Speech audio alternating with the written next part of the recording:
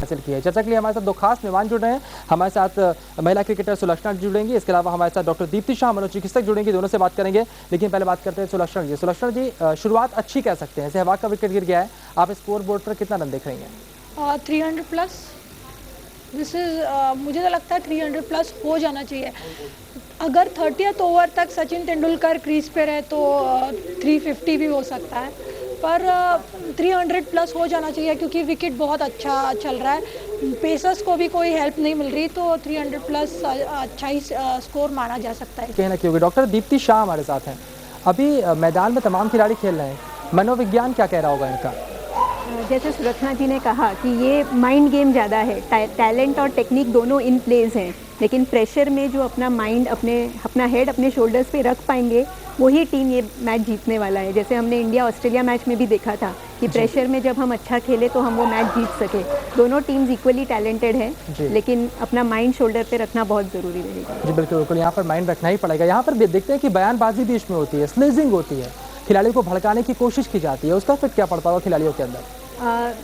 जब competitive match रहता है तो वैसे ही खिलाड़ी बहुत प्रेशर में रहते हैं। क्राउड जो रहता है उसका भी काफ़ी डिस्ट्रैक्शन रहता है और ये स्लीजिंग की वजह से भी बहुत डिस्ट्रैक्शन रहता है। और इन दोनों में दो असर होते हैं, एक तो खिलाड़ी एंग्शियस हो जाते हैं या तो गुस्सा आ जाता है, एंग्री हो जाते हैं। तो जब एंग्शियस हो जाते हैं तो अपना कंसंट्रेशन खो देते हैं, जिसकी वजह से अपना टेक्निक पे, अपने टास्क पे कंसंट्रेट नहीं कर पाते और गलतियां कर जाते हैं। और जब गुस्सा होता है तभी भी यही हो जाता है। तो ये स्लीजिंग और ये सब चीज़ें हैं जो खिलाड़ियों को डिस्ट्रैक्ट करती हैं और इस वक्त हार या जीत का फैसला इसके कारण भी हो सकता है। तो बिल्कुल इस वक्त मोहाली से एक और अच्छी खबर आ रही है। सचिन तेंदुलकर जिन्हें आउट करार दे दिया गया था, लेकिन रिव्यू में वो नॉट आउट करार हुए, तो कहीं ना कहीं दबाव एक बार जो हिंदुस्तान के खिलाड़ियों पर आया था वो फिर से पाकिस्तान के खिलाड़ियों पर चला।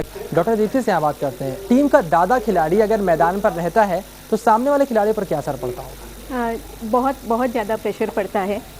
स्पेशली पाकिस्तान साइड जैसे हम देखें कि उनके अंदर अभी कोऑर्डिनेशन में कभी कभी थोड़ी प्रॉब्लम है। उन्होंने काफ़ी प्रॉब्लम्स फेस किए हैं वर्ल्ड कप शुरू होने से पहले।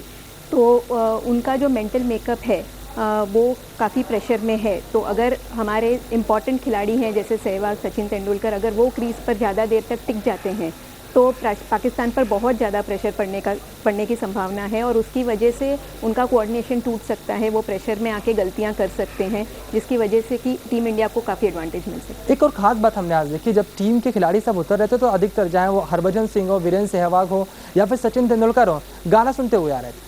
हाँ, हम काफ़ी बार स्पोर्ट्स साइकोलॉजी जब हम यूज़ करते हैं तो हम काफ़ी बार बहुत सारे टेक्निक्स यूज़ करते हैं जिससे कि प्लेयर्स का डिस्ट्रैक्शन कम हो जाए।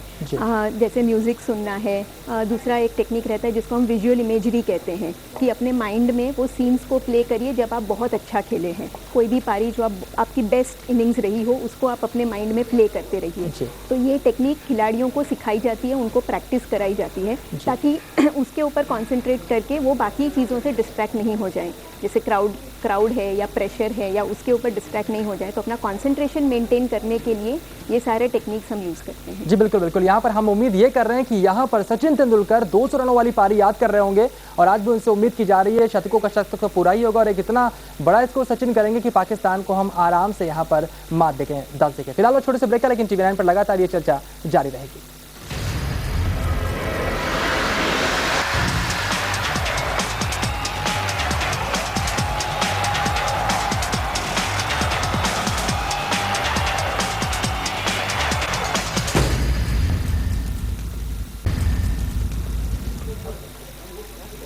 तो इस वक्त मोहाली में चल रहा है महामुकाबला। भारत और पाकिस्तान की टीमें आमने सामने हैं, एक दूसरे से भिड़ रही हैं और भारत ने यहां पर शानदार शुरुआत की। हालांकि सहवाग का विकेट तो गंवा दिया, लेकिन यहां पर सचिन तेंदुलकर और गौतम गंभीर डट कर खेल रहे हैं और उम्मीद ये की जा रही है कि सचिन टीके रहेंगे और यहां पर शतकों का शतक भी पूरा करेंगे। हम लगातार चर्चा कर रहे हैं कि आदमी के दिमाग में क्या चलता रहता है, प्लेयर्स के दिमाग में क्या चलता रहता है। इतना बड़ा मैच है, प्रेशर बहुत ज्यादा है। दो खास मेहमान हमारे साथ मौजूद हैं, सुलक्षणा जी मौजूद है, हमारे साथ डॉक्टर दीप्ति भी मौजूद है। डॉक्टर दीप्ति, सचिन के लिए बेहद अहम मैच है, शतकों का शतक पूरा करना है। पाकिस्तान के खिलाफ कोई भी मैच बहुत इंपॉर्टेंट होता है। सबसे खास बात, सचिन ने तमाम रिकॉर्ड्स बनाए हैं लेकिन कभी वर्ल्ड कप की ट्रॉफी को अपने हाथ में नहीं लिया है। सचिन के दिमाग में इस वक्त क्या चल रहा होगा? सचिन, हमने जैसे उनकी इनिंग्स, उनकी जो देखी है करियर, तो काफ़ी कंपोज्ड प्लेयर रहे हैं। बहुत ज़्यादा एक्साइटेड कभी हम नहीं देखते उनको, काफ़ी कंपोज्ड प्लेयर रहे हैं।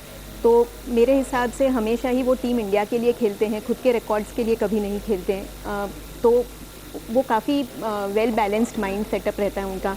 इनफैक्ट वो प्लेयर हैं जो हमारे यंगर प्लेयर्स को भी काफ़ी इनकरेज कर पाते हैं, उनको भी सेटल कर पाते हैं।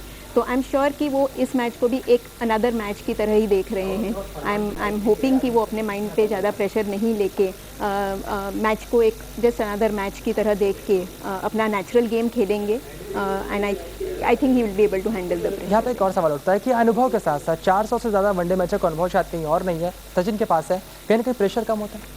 हाँ डेफिनेटली, क्योंकि आप उसी सिचुएशन में बार बार जाते हैं, उसी प्रेशर को बार बार हैंडल करते हैं, तो आपके कोपिंग स्किल्स उस प्रेशर को हैंडल करने के लिए काफ़ी इम्प्रूव हो जाते हैं।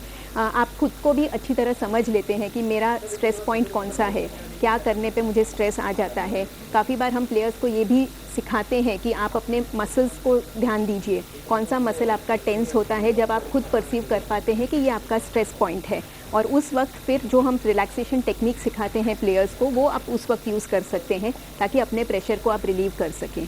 तो इस तरह से एक्सपीरियंस से आप अपने आप को भी अच्छी तरह पहचान पाते हैं, अपने स्ट्रेस पॉइंट समझ पाते हैं और रिलैक्सेशन टेक्निक्स यूज़ करके प्रेशर को कम कर सकते हैं। एक सवाल आपसे करना चाहूँगा, यहाँ पर पाकिस्तान के खिलाड़ियों की बात करें तो सचिन का नाम हर जगह आ रहा है, सहवाग का नाम हर जगह आ रहा है, युवराज के लिए प्लानिंग की जा रही है। लेकिन अभी पाकिस्तान की बात करें तो अफरीदी और उमर गुल की छोड़ दें, बॉलिंग की बात छोड़ दें, तो यहाँ पर किसी बल्लेबाज को टारगेट नहीं किया जा रहा है। ना मीडिया हाइप कर रही है, ना प्लेयरों ने कहा कि हम खास बल्लेबाज को टारगेट करेंगे। तो क्या ऐसे में ये बल्लेबाज कहीं ना कहीं कम प्रेशर में होंगे?